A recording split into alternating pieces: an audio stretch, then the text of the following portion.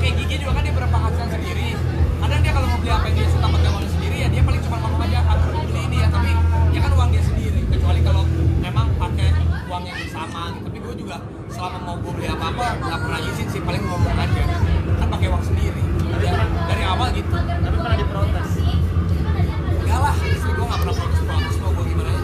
Dia tahu gue bisa bijaksana dalam berbagai macam hal, keuangan, kehidupan, pergaulan. Dia udah percaya sama gue, jadi ya paling udahlah jangan beli ini, paling gitu ya biasa ya, tapi nggak gue dengerin. Kalau gue mau sih gue dengerin. Jangan lu ya. Tadi juga kan sebelum kesini kan